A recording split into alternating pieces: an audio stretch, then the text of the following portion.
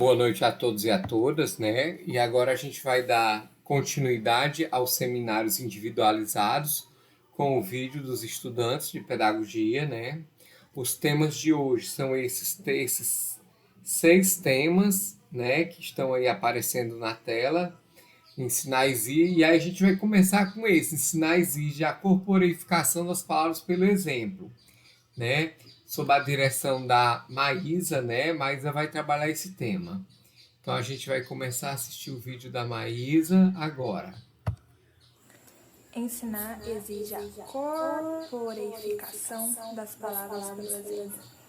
Sou Maísa da Silva e vou comentar sobre o tópico 1.6 do livro Pedagogia do Paulo Freire. Ele inicia esse texto comentando que o professor que realmente ensina, que realmente trabalha seus conteúdos com seriedade, ele nega aquela forma de que faça o que mando e não o que eu faço.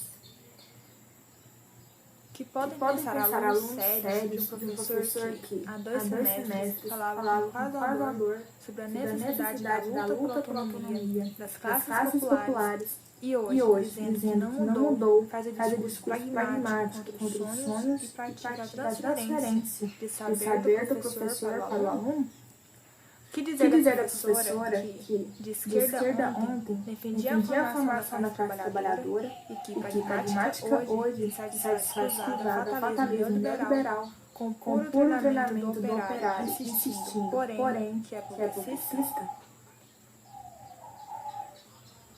O aluno percebe quando o professor é incoerente nas suas falas, nos seus posicionamentos. Como que o professor chega hoje numa aula, fala uma coisa, semana que vem fala outra coisa completamente diferente, fora dos princípios.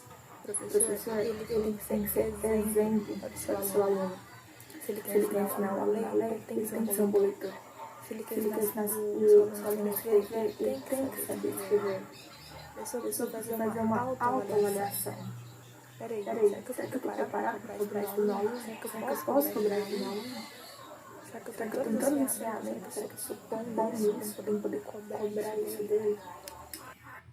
Bom, esse tema é bastante interessante, né, que o Paulo Freire vai falar, sobretudo de coerência, né? Muitas vezes o professor cobra do estudante as coisas que ele nem consegue fazer, né? E o Paulo Freire, como bem falou a Maísa, como ela leu, né, no trecho lá que ela leu, o professor, de repente, ele tem um discurso, mas a prática dele não casa com o discurso. Ele defende uma dedicação ao magistério que ele não cumpre. Ele defende uma coerência que ele não é. Isso vale para nós professores, vale para nós pais e mães, que a gente tem que ter cuidado com a hipocrisia, porque isso não é outra coisa, é hipocrisia. Eu digo uma coisa, eu faço um discurso, mas eu não, mas para mim não serve esse discurso, só serve para os outros. Bom, esse foi o tema da Maísa. Agora vamos passar para o tema seguinte. Bom, o tema seguinte, 1.7, ficou com a Thaís Moreira. Ensinar exige risco, aceitação do novo e rejeição a qualquer forma de discriminação. Então vamos escutar o que a Thaís leu e entendeu. Boa noite, meu nome é Thaís Moreira Leite e eu vou estar falando um pouco sobre o livro Pedagogia da Autonomia, sobre Paulo Freire. O tópico que eu vou estar falando é 1.7, ensinar exige risco, aceitação do novo e rejeição a qualquer forma de discriminação. Bom, em toda obra, Paulo Freire vai usar muito essa palavra, essa expressão, pensar certo. Então, ele vai dizer que o professor deverá também ensinar a pensar certo, sendo a prática educativa em si um testemunho rigoroso de decência e pureza. Para Freire, faz parte do pensar certo a disponibilidade ao risco, a aceitação do que é novo e a utilização de um critério para a recusa do que é velho, estando presente a rejeição a qualquer tipo de discriminação. Notamos que tudo, absolutamente tudo do que fizemos, precisamos dar um sentido para uma efetuação da atividade. Uma atividade que não nos faz sentido, não nos traz felicidade, isso é até questão mesmo de existência humana. Tudo aquilo que não faz sentido pra gente, não nos faz realizado, a gente e que não traz felicidade, aquilo lá não tem realização, não tem sentido, né? Então, Freire ressalta o quanto e determinado gesto do educador pode repercutir na vida do aluno, seja afetividade e postura. Afetividade, se o professor for grosso, se o professor for mal educado, né? Ou se o professor for um professor caridoso, assim, aquele que realmente se importa com o aluno, quer saber mesmo se o aluno realmente está aprendendo, se aquela forma que ele está ensinando realmente é a forma que os seus alunos estão aprendendo. E a sua postura é a forma, né? O modo dele estar passando aquele conhecimento. Isso nos traz reflexão sobre o assunto, pois, segundo ele, ensinar exige respeito aos saberes dos educandos. As construções de um conhecimento, em parceria com o educando, depende da relevância que o educador dá ao contexto social. Então, tudo isso vai depender do professor, a sua postura, a sua afetividade, de como ele vai proporcionar isso ao aluno, ao educando, né? Então, tudo isso a gente vai estar vendo e vai estar entendendo mais, né? E com efeito, Freire diz que o velho que preserva sua qualidade ou que encara uma tradição ou marca uma presença no tempo, continua novo. Freire, 2019, página 36 a 37. Então, tudo que nós conseguimos perceber aqui, em ambos casos, o fato do critério de aceitação não foi do sentido de que essas coisas novas ou velhas trazem para o ser humano em questão, isso é grave. Rejeição preconceituosa do novo traz tolimento social e, inversamente, a rejeição impensada do velho traz modernismo, uma coisa vã e sem sentido duradouro. Então, Freire vai dizer que o que é novo ou o que é velho traz medo, traz assim, algo que a gente não vai, um sentimento de que a gente não vai saber lidar com aquilo, mas também o que é quando a gente adapta,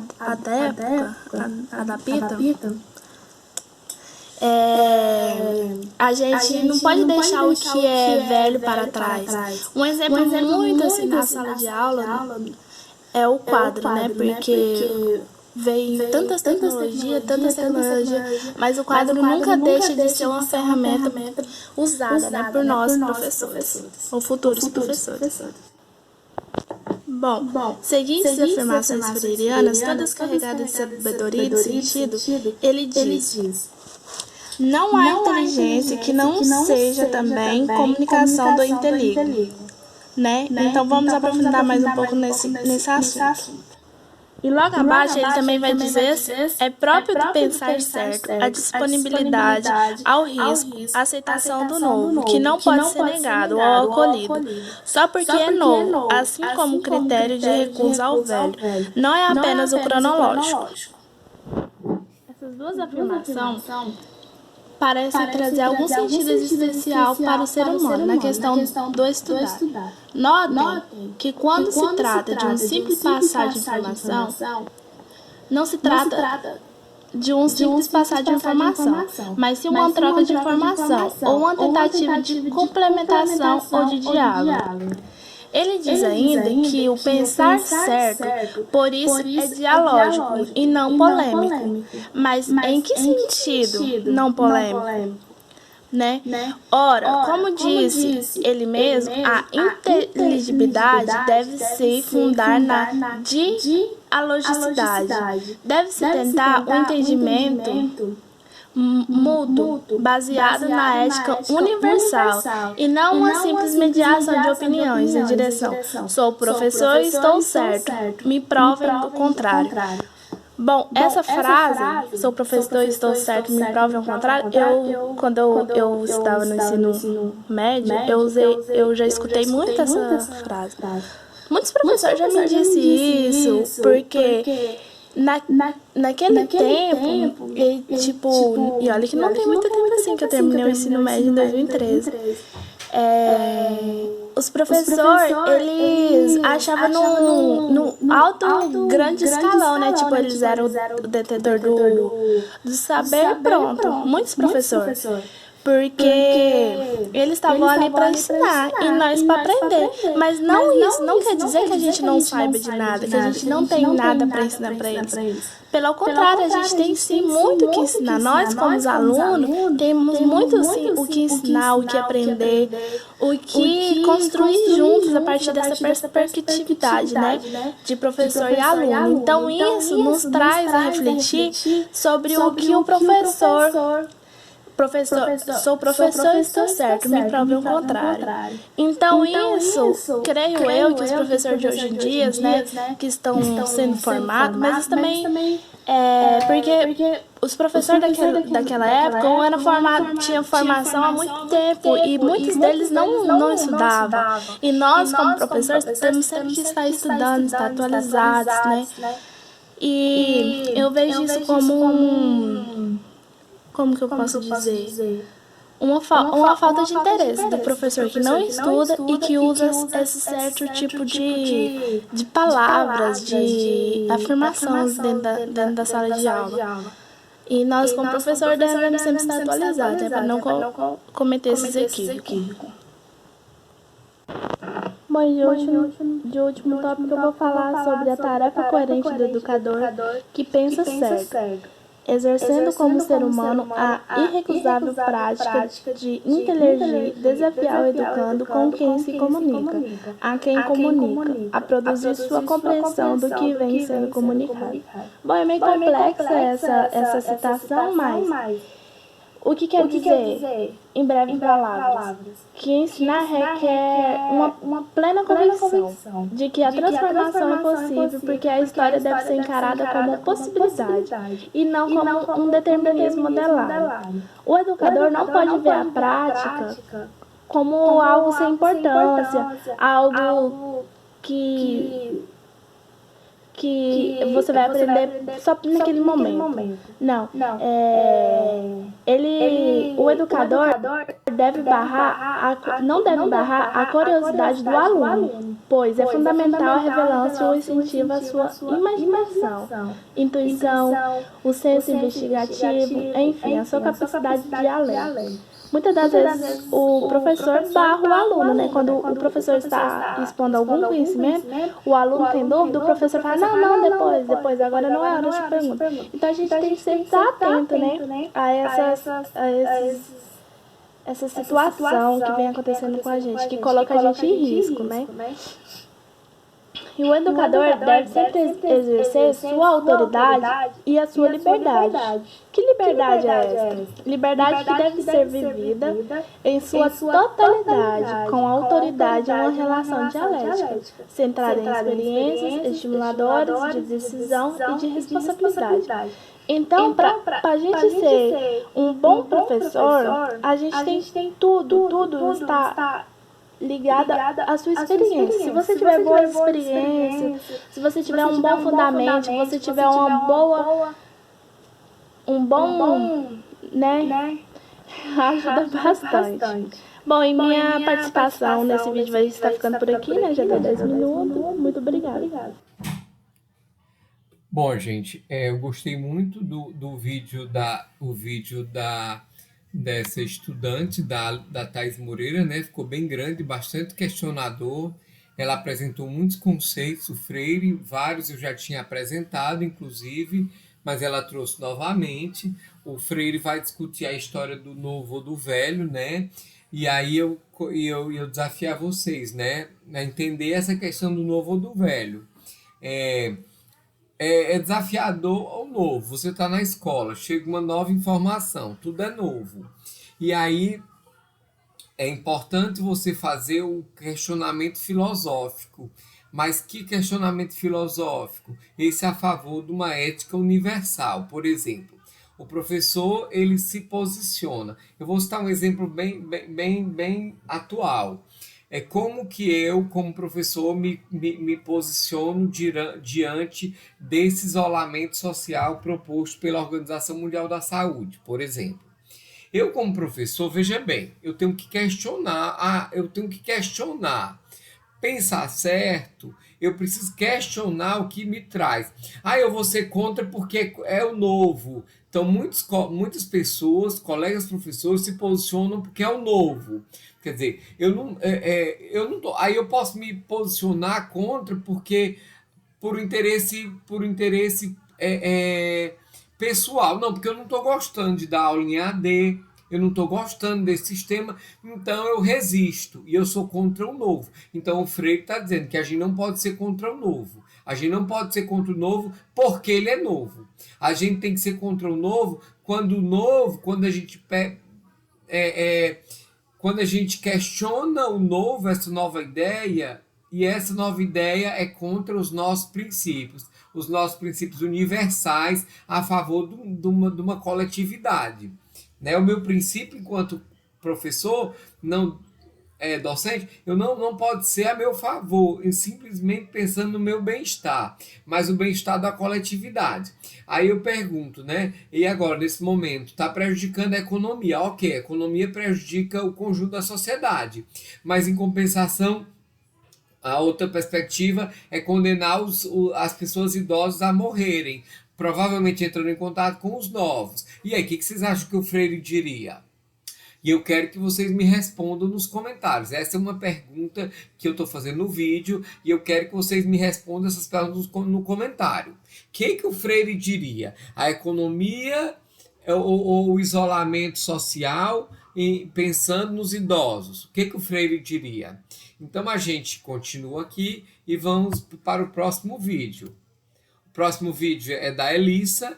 E aí nós vamos ouvir o que a Elissa tem a dizer sobre ensinais e reflexão crítica sobre a prática. A Elissa deve tocar em algum ponto desse, né? Porque é bastante interessante esse tema dela também. Vamos lá. Olá, professor. Espero que esteja tudo bem. Eu fiquei com o 1.8, que fala sobre que o ensinar exige reflexão crítica sobre a prática. Eu já li esse livro, né? Porque você lembra de eu ter falado que teve algumas pessoas, um terço da sala teve que estudar esse livro basicamente completo. Então, eu vejo que a forma como o Paulo Freire fala, ele fala diretamente para nós, professores, sobre a prática e em tudo, né? Dentro de sala de aula, que a gente tem que fazer. E eu coloquei alguns pontos aqui, que eu até vou falar um pouco sobre esses pontos que ele falou. Que primeiramente ele fala sobre o pensar certo, que é quando o professor ele pensa e ele tem que fazer conforme a prática, só que uma prática crítica. E eu vejo que ele coloca aqui que principalmente ela é embasada na dinâmica, que o professor tem que ter a metodologia dentro de sala de aula e o diálogo, que também não pode faltar, né? Que é o diálogo entre o aluno e o professor. E eu vejo que ele fala aqui muito sobre o pensar certo. E eu vejo que esse pensar certo que ele chega a falar aqui no texto é quando a gente faz com que o aluno ele saia daquele saber ingênuo, que é só aquilo ali que o professor falou, pronto, acabou, é aquilo ali. Para o pensar curioso, para o pensar que ele fala que o pensar crítico, que é quando o aluno você fala sobre a história do Brasil ali para ele naquela aula de história, por exemplo, e quando ele chega em casa ele fica curioso e quer saber mais sobre aquilo, e não fica somente dentro daquilo que o professor falou, o que está ali na sala de aula, que ele falou é dito certo ou veredito final, não, ele vai procurar e ele vai querer saber mais e mais, né?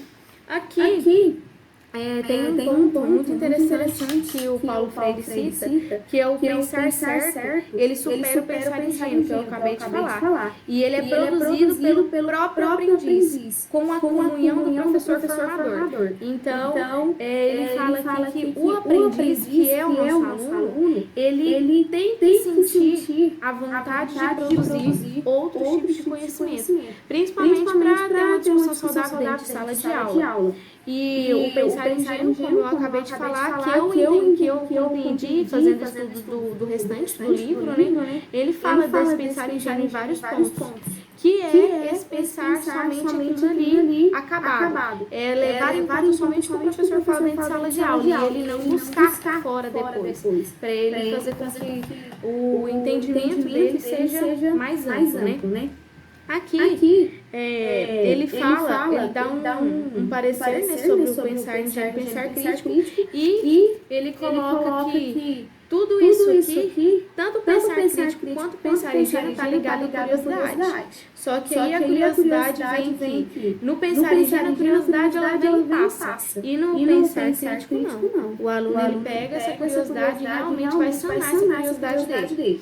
E por último, e mais importante, que ele fala aqui é sobre a superação da ingenuidade pela rigorosidade. E vejo ele falando bem no finalzinho desse capítulo sobre a formação continuada, que ela é uma forma de assunção para a prática reflexiva. Então, quando o professor ele decide não ficar na mesmice e continuar sua formação, assim ele está fazendo uma reflexão sobre a prática dele. Então, ele tem que entender, nós professores temos que entender que a prática ela tem que ser levada com criticidade e fazendo com que aquilo ali não estagne. É muito importante nós continuarmos a nossa formação e sempre pensar e repensar como estamos dando a aula. Aqui tem um outro ponto que eu achei muito interessante, que Paulo Freire fala que é pensando criticamente na prática de hoje, o que eu fiz hoje dentro da sala de aula, e de outras práticas é o que vai fazer com que a prática futura ela seja melhor. Então, para melhorar a próxima prática que ele fala aqui. Então, é nos autoanalisando, né, que a gente consegue identificar e fazer com que a nossa prática futura ela venha a ser uma prática realmente certa, o mais certa possível, né? E só isso, então. Muito obrigada. Tchau. Bom, gente, esse foi o vídeo da Elissa. Gostei também muito do vídeo. O vídeo vai problematizar uma questão e aí eu fico pegando pontos que me remetem à realidade, ao que a gente está vivendo. E aí a Elissa fala assim, a superação da ingenuidade pela rigorosidade. E essa rigorosidade é um pensamento crítico, né? Hoje em dia, a gente é bombardeado todos os dias por centenas de mensagens de WhatsApp. Textos que dizem uma coisa, que dizem outra. Textos que te convencem a gostar ou detestar determinadas coisas, determinadas pessoas, determinadas ideias. E aí, muitas vezes, a nossa ingenuidade nos leva a repassar esse texto, não nos leva a questionar o texto, a gente acha mais fácil, porque a gente achou que o texto está bem escrito, que deve ser isso mesmo, então a gente não questiona. A gente tem um costume, uma preguiça de pesquisar, a gente passa adiante, e muitas vezes é uma notícia falsa. É uma notícia falsa, é um pensamento a favor de um grupo. Por exemplo, a favor de um grupo. Agora mesmo está acontecendo um pouco isso, pessoas contra o isolamento, né? Contra o isolamento. E eu sou favorável ao isolamento, porque o Ministério da Saúde, que é o Ministério da Saúde não, a Organização Mundial da Saúde diz que não. E ele é formada por médicos. E aí eu penso, e aí nesse momento tem Olimpíadas sendo canceladas, tem jogos milionários sendo cancelados, tem shoppings inteiros fechados em nome de uma pandemia, da saúde da população, contra uma pandemia. E aí, além disso, tem um monte de fake news chegando para mim, querendo me convencer que o mundo inteiro está errado. Que o mundo inteiro está errado, que os médicos do mundo inteiro que estão pedindo isolamento horizontal está errado. E aí eu tenho que ser crítico para buscar uma rigorosidade, fazer uma pesquisa, ver quais os interesses que estão por trás desse discurso. Então é muito importante a gente ter isso. Olhar qual o interesse, olha quem é que está falando. Que interesse essa pessoa tem de defender essa postura? Ah, professor, vocês podem até me questionar, você está defendendo o isolamento social porque você está com sua família e tal, você estaria aqui em Jussara. Bom, pode ser também, mas eu penso, na verdade, assim, a minha perspectiva não é essa. Até mesmo que eu estou de mudança para Goiânia. Então, semana que vem, eu até queria comunicar a vocês, semana que vem eu não vou poder dar aula a vocês, porque eu estou fazendo minha mudança para Goiânia, eu estou indo morar em Goiânia. Mas eu continuo favorável ao isolamento social, mesmo estando bem mais perto de você, mesmo tendo o trabalho de dar essa videoaula, pesquisar e tal, preparar a aula e tal, que eu preferia pessoalmente. Mas eu continuo a favor do isolamento social. Então, quero que vocês pensem na rigorosidade do pensamento. Então, não aceitem aquelas questões, esses discursos, como discursos reais. Você tem que ouvir, refletir, pesquisar para descobrir se aquilo ali é real. Eu enumero 20 mentiras, 20 fake news que estão jogando para a gente todo dia. E a gente tem que ter um senso crítico, uma criticidade e tem que procurar uma rigorosidade, inclusive nas informações que jogam para a gente. Essa informação tem fonte. Qual é a fonte? É uma fonte confiável ou é um texto bonito do WhatsApp? Tem que ter uma fonte confiável. Então, bora para o próximo vídeo, gente. Então, bom, o próximo vídeo seria da Patrícia. A Patrícia trabalharia esse tema, ensinar exige reconhecimento e a assunção da identidade cultural. Infelizmente, ela teve um problema, ela não conseguiu enviar, ela fez um texto, um vídeo muito grande e não conseguiu enviar. Então, nós vamos esperar, ver se ela vai conseguir enviar ainda hoje, e aí a gente pode trabalhar na próxima aula, se ela conseguir enviar. O texto o 2.0 é da Ionara, né? E aí a Ionara, eu quero a opinião de vocês, se essa Ionara merece nota, porque a Ionara fez um vídeo, vocês vão ver que o vídeo está na vertical, mas vamos ouvir, o tema da Ionara é ensinar não é transferir conhecimento. Então vamos ver porque que o Freire está dizendo isso. Bom dia, eu sou a Ionara Gomes Beltrão e vou estar falando sobre o tópico 2, ensinar não é transferir conhecimento. Certo. Tudo que já foi dito, né, até agora nos levou a perceber que... Perdão, gente. Bom dia, eu sou a Ionara Gomes Beltrão e vou estar falando sobre o tópico 2, ensinar não é transferir conhecimento. Certo. Tudo que já foi dito, né, até agora nos levou a perceber que há uma preocupação com a transformação do profissional docente, com a transformação do ensino, com a transformação do aluno e dessa relação professor-aluno principalmente. Então, com esse tópico, a gente vai perceber já do princípio, né, que essa preocupação ela é uma preocupação de uma forma pela formação docente, de forma Gente, não acredito que eu fiz isso de novo. Mil perdões, eu vou avançar o vídeo dela. Eu sou a Ionara Gomes Beltrão. Estamos falando de uma possibilidade de solução. Estamos falando da possibilidade de que haja uma criação por parte deles, né? Por exemplo, eu como mediadora, irei estar ali incluindo os meus alunos, né? E através disso permite que os meus alunos estejam criando conhecimento também. Que eles estejam produzindo o conhecimento. Mas de que forma? A partir do momento que eu dou oportunidade aos meus alunos de interagir em sala de aula, se eu levo uma atividade e aí eu discuto com eles, permito que eles estejam dando opiniões, fazendo seu conhecimento de mundo em relação àquilo, as dúvidas que eles tiverem, que eles possam estar expondo ali os seus pontos de vista, ou seja, tendo uma participação de forma construtivo ali naquele conhecimento que é para eles essencial, né? Então, a partir do momento que eu permito que o aluno ele seja um ser ativo na educação, no ensino, né? E é importante, então, que todos tenham esse conhecimento de quão necessário é ensinar e não apenas transferir o conhecimento. Então, eu coloquei aqui conhecimento geral, se fazer necessário ensinar.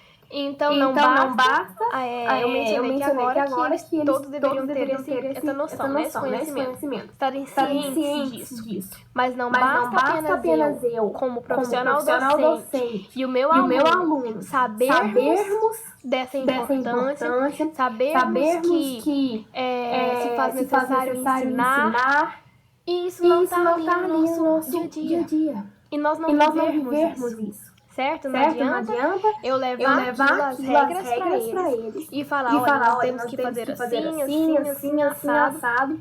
E pronto. Voltamos ali para nossa aula e não acontece nada disso. Não é assim que funciona. Então, além de nós sabermos, nós temos que mudar a nossa postura frente a isso. Nós temos que conhecer e viver. Certo? A gente tem que viver aquilo que a gente no nosso dia a dia, no nosso cotidiano. Então é aquilo que tem que fazer parte da nossa vida, ou seja, o ensinar tem que se fazer presente em todos os momentos, né? E a partir do momento que eu penso, então, opa, certo, então eu tenho que ensinar e não transferir conhecimento. A partir do momento que eu penso assim, eu já estou consequentemente pensando certo. Então, se eu já chego a pensar assim, penso assim, mudo as minhas práticas. Passo, então, a agir assim como eu penso. Então, se eu penso certo e eu ajo daquela maneira, então, consequentemente, eu estaria agindo certo.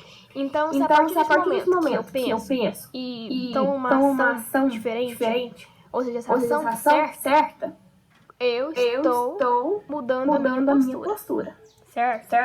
Então, se eu tenho uma postura que agora é correta frente a esse tema aqui, né, esse tópico de ensinar não é transferir conhecimento. Então, se eu mudo a minha postura, eu estarei em constante vigilância comigo mesma.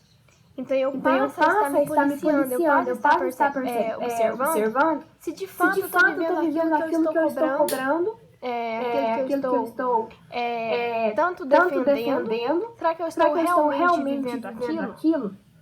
Então, eu começo a me policiar, será que eu estou realmente ensinando os meus alunos ou simplesmente transferindo aquele conhecimento que já vem pronto e acabado, e é só passar para eles e não precisa de mais nada.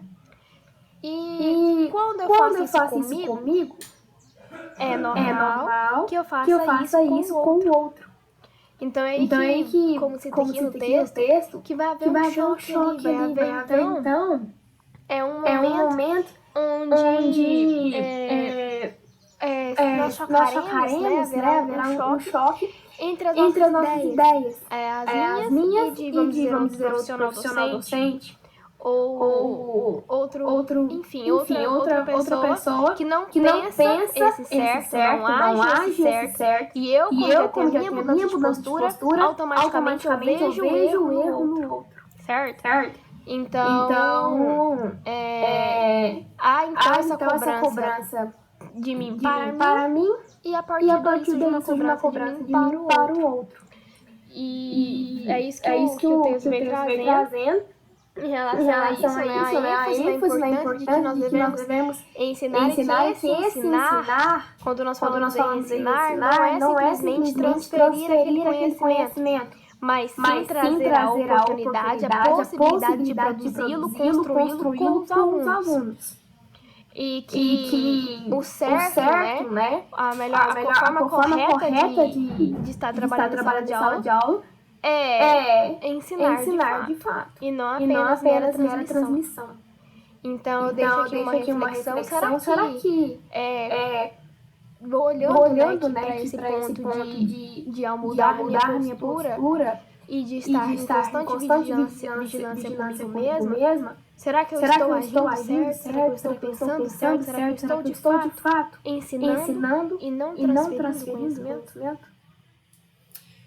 Gostei muito do vídeo da Ionara, né? A Ionara apresentou muito bem. A temática é essa mesmo. Eu só tenho algumas questões, né? É bastante interessante quando a Ionara fala sobre o professor. Primeiro, o professor ele tem que, eu vou dizer numa linguagem de hoje, né? Calçar a sandália da humildade, porque ele não é o detentor de todo o conhecimento. Então, o estudante produz conhecimento também. Quando o professor encara essa ideia de que o estudante produz conhecimento, inclusive o estudante pode superar as ideias do professor.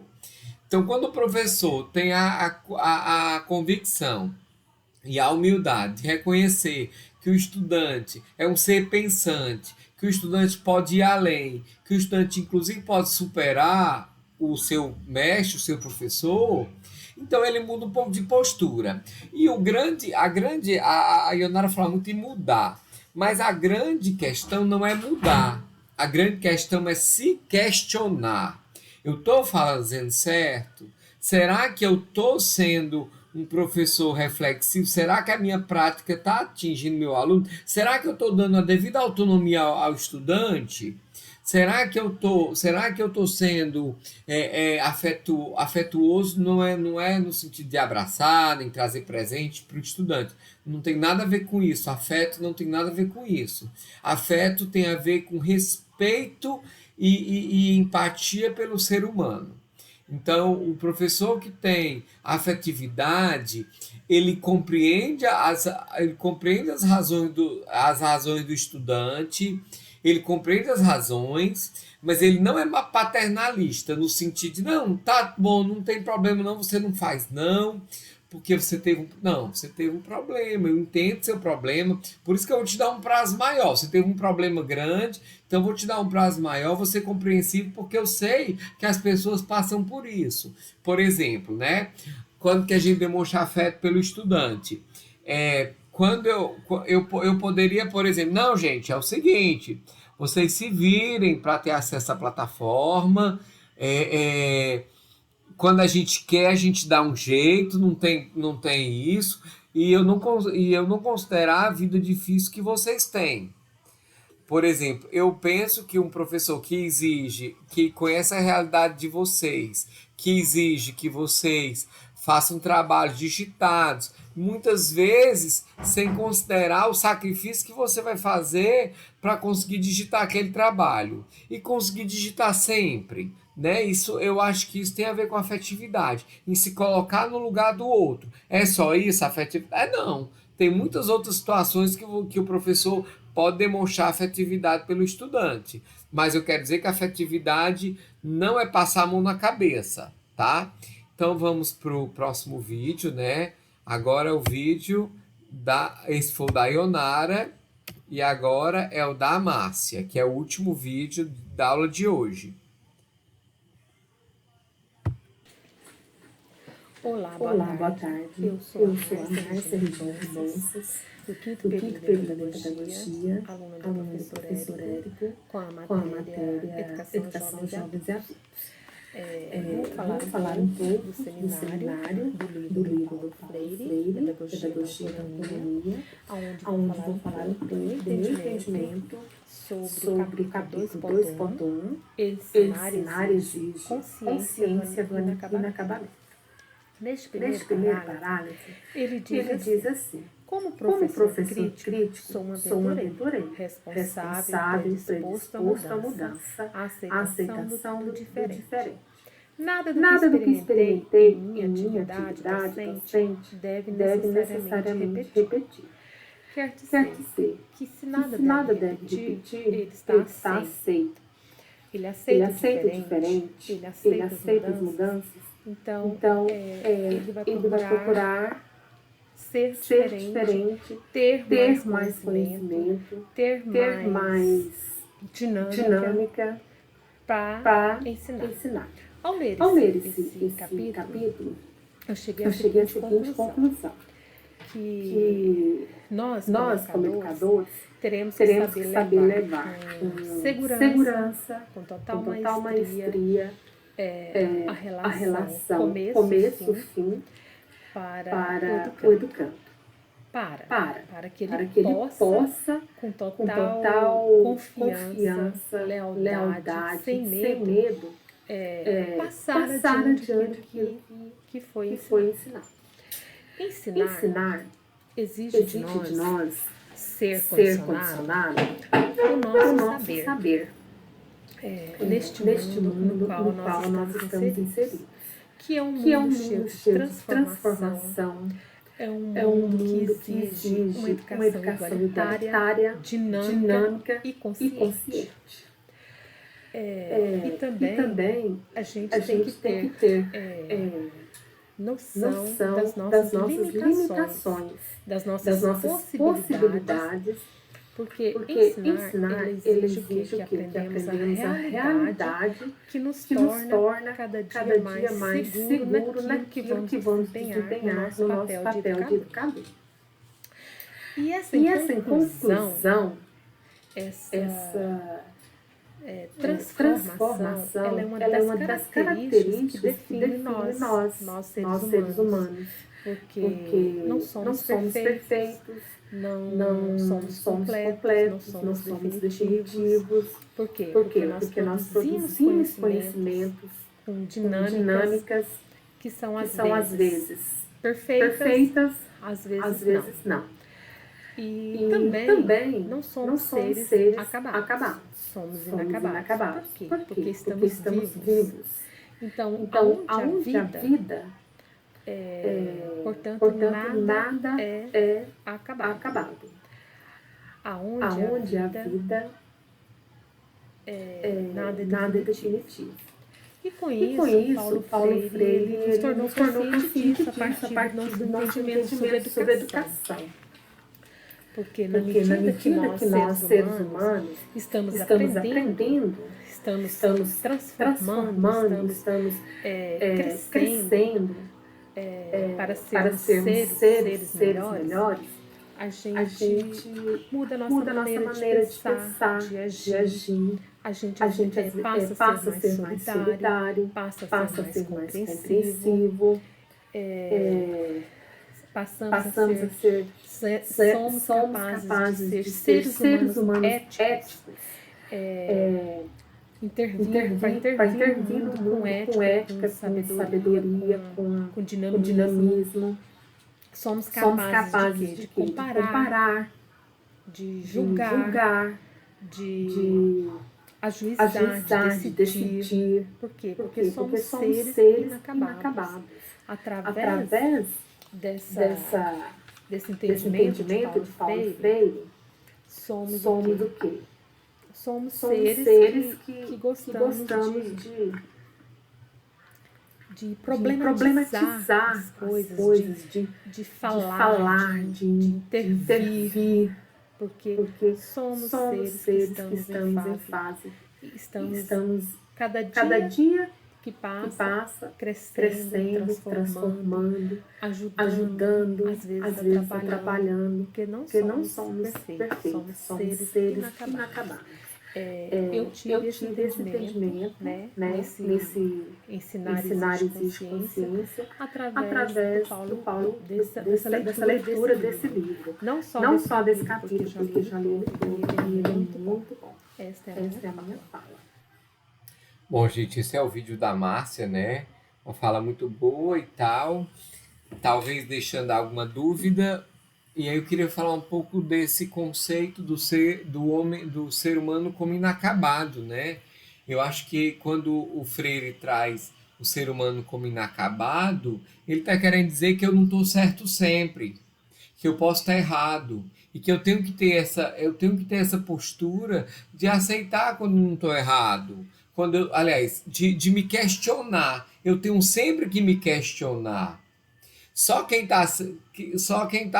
Quem acha que está certo sempre é quem não se questiona, gente. Então, nós somos inacabados porque nós somos capazes de mudança. E é isso, e é assim que a gente tem que se comportar. Nós temos que acabar com aquela ideia de que eu sou professor, eu estou certo, me prove o contrário. Como eu não lembro qual foi a estudante que falou isso, que citou o Freire. Eu sou professor, estou certo, me prove o contrário. Gente, como que eu estou professor, eu estou certo? Como?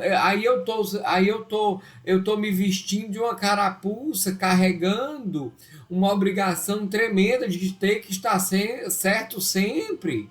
Que estupidez! O Freire vai romper com isso. Então, o ser inacabado é o ser que compreende que ele está em constante mudança, que ele está em transformação, e por isso ele pode estar certo hoje, pode estar errado amanhã, e ele tem essa humildade para reconhecer quando ele está errado e repensar, e se repensar cotidianamente. Então é isso. Eu acho que a grande questão é essa no texto da Márcia.